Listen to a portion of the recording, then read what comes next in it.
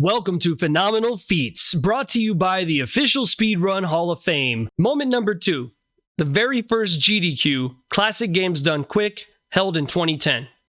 Speedrunning has taken on a life of its own, and multiple times throughout the year, many organizations stream live marathons, the majority of which raise money for charities and groups of underprivileged folks. In 2022, it seems like there are constant charity events, including the Hall of Fame's own Skip the Stigma, which will be held from November 4th to November 6th.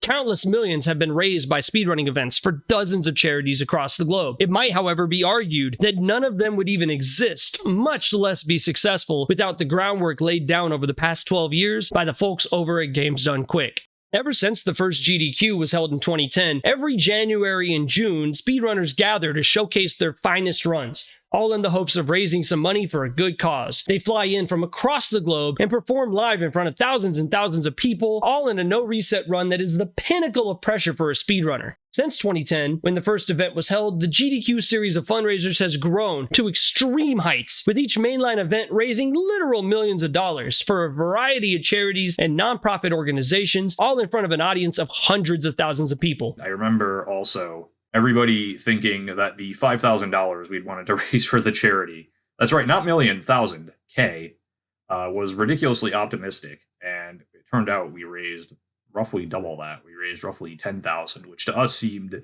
so absurdly high, so absurdly crazy, which obviously with the way it's grown, now they routinely raise millions of dollars in one shot. Seems kind of silly now, but we could not have predicted Twitch and the explosion of live streaming popularity and the explosion really of speedrunning at that time.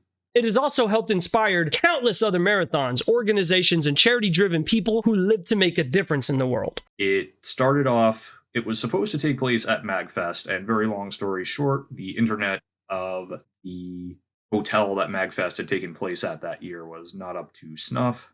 So we ended up moving it to Mike Uyama's mother's basement. Very stereotypical gamer locale. But besides that, besides the literally running it mostly out of the basement, I think the entire tech setup was Mike Uyama's laptop, a standard definition capture card, and a couple microphones. Starting with the very first run, a Mega Man speedrun performed by the legendary Andrew G, Classic Games Done Quick kicked off a legacy that is unmatched in speedrunning and likely never will be rivaled. The schedule was filled to the brim, with legendary speedrunners both past and present such as Andrew G, Feasel, EmptyEye, Rom Scout, and so many others, including Mike Uyama himself. I did the Teenage Mutant Acid Turtles run, as it's now known, which if there's a run from Classic Games Done Quick that people remember, it is probably that one, where Teenage Mutant Ninja Turtles started visually glitching out, and this was after it had already crashed twice earlier in the marathon. So it got cut, it got added back in, and then it started to visually freak out, and I do remember Mike Uyama trying to sort of cut it on the spot and me overruling him, because I just sort of wanted to see how far I could go before effectively the game crashed, which was what I was expecting to happen. And as it turned out, as I kept playing, I realized, okay, everything is visually all messed up, but everything positionally seems to be where it should be. I basically said, okay, everything is visually all messed up, but I've done this enough times that as long as the game holds out, I think I can do this. If you go back and watch that, you might be able to see the realization of that sort of cross my face, even though I don't think I actually ever verbally said it, until kind of the run was over, or until I thought I could sort of breathe, or I thought I had it at Shredder.